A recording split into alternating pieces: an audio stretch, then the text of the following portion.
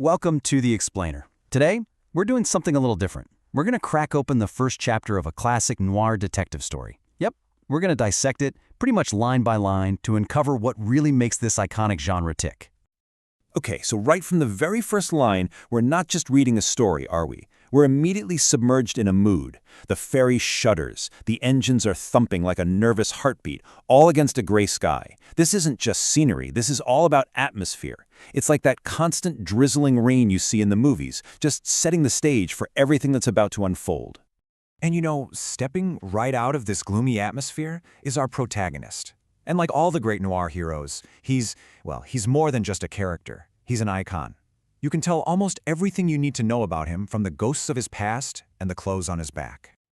And here he is, Copper Steele. You've got the duster coat, the fedora, the flask of whiskey. Come on, these aren't just fashion choices, are they?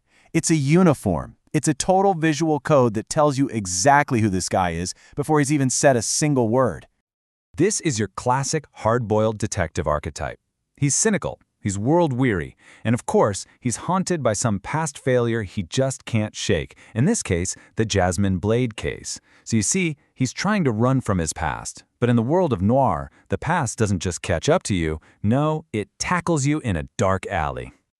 So, you gotta ask, what could possibly drag this guy back to a city he swore he was done with for good? Well, true to the genre, our hero never comes back by choice. He's always pulled back, practically dragged by the ghosts of a life he desperately tried to bury. And the thing that kicks it all off? It arrives in the most classic way you can imagine, a phone call. It's from this retired detective, Ronald Stolsky, and it just lays out the stakes perfectly. You get the cold case gone hotline, and that all-time classic, it's not what it seems. I mean, that's the hook right there. That's what forces our guy out of his self-imposed exile. And right here, this is the core conflict of our hero, just laid bare for us to see. It's never just about solving the new case, is it? It's about this violent collision between a past he can't outrun and a present that is literally dragging him back into the fire. This internal war. That's what makes these hard-boiled heroes so compelling. Okay, so he's barely even stepped off the ferry. He's still wrestling with his own demons, and bam! The story introduces another crucial, and you could argue the most iconic element of noir. And this time, it's in human form. And here she is, Shania Savage. And just like with Copper, her description is just screaming at you, setting off all the alarms. Fiery red hair, midnight blue eyes, and that killer combo of a smile that's both inviting and enigmatic. She's compelling, she's mysterious, and every single signal is telling us she is probably very, very dangerous. I mean, she is the perfect embodiment of the femme fatale archetype. She's not just a character in the story, she's a catalyst. Her whole purpose is to drive the plot forward and to test our hero's already pretty shaky resolve. Is she a friend, a foe, a client, a lover? Who knows? That ambiguity, that's the whole point. And did you notice this? Every single detail about her is a study in contrasts. Her voice is smooth like honey, but it's got a sharp edge. It's such a perfect way to describe her character, right? It promises comfort, but at the same time, it's hinting at all the danger that's lurking just beneath the surface. All right, let's switch gears and talk about the setting for a second. Because in noir fiction, the city is never, ever just a backdrop. The city is always a character in its own right, and, well, it's usually a pretty corrupt one. So they're walking through Pike Place Market, which, should be this vibrant, lively place. But then Copper asks this really simple question, and this is just fantastic writing, because it uses a sensory detail, a foul smell, to tell us that something is deeply, fundamentally wrong with the city itself. At his immediate suspicion, it tells you everything you need to know.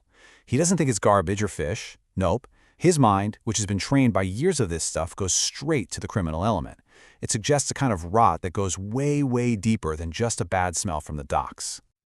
And this is such a classic noir technique. Show, don't tell. We are just told that Seattle is struggling. We are forced to experience its decay.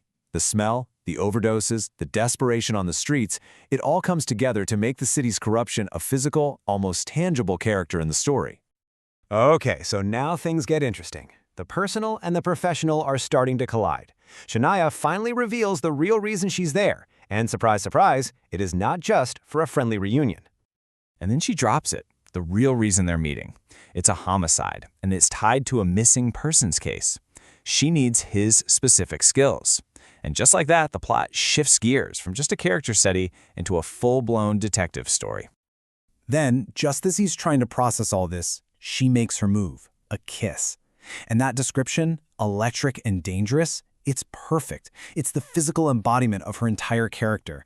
And in one single moment, it just shatters that professional boundary, blurring the lines between, client, partner, and something way more complicated. Okay, I gotta say, I love this next moment. The story actually winks at us at its own genre conventions. Shania just calls it out directly. She asks if Copper thinks she's some femme fatale. It's this great self-aware nod that shows the story knows exactly what kind of world it's playing in. All right, so now we finally get the details of the case. And this is where we start to see how this one single death connects to all those larger, systemic problems in the city that we got a whiff of earlier. So, the victim, Josephine Archer. She's not just some random person. She's a former addict. Boom. There's the link to the drug problem. Her death is tied to a mayoral campaign. Hello, political corruption. And for Shania, we find out it's personal. All of a sudden, the stakes are they're astronomical. But Copper, being the hard-boiled detective he is, he immediately cuts right through all that emotion and challenges her motives. He has to know, was that kiss a real moment, or was it just a calculated move? A bit of manipulation to get him on board. And her answer? Oh, it is perfectly ambiguous. It's brilliant, really. She doesn't give him a straight answer at all. Instead, it just hints at this deep shared history they have, and it raises so many more questions than it answers. I mean, what happened between them 8 years ago? And that's where it leaves us, right at the heart of what makes Noir so great. You've got a lone hero, trapped in a city he hates, working a case that is just dripping with corruption, all alongside a woman who could be his savior or, his complete downfall. In a world built on shadows and lies, the most dangerous question isn't who did it. It's who can you really trust?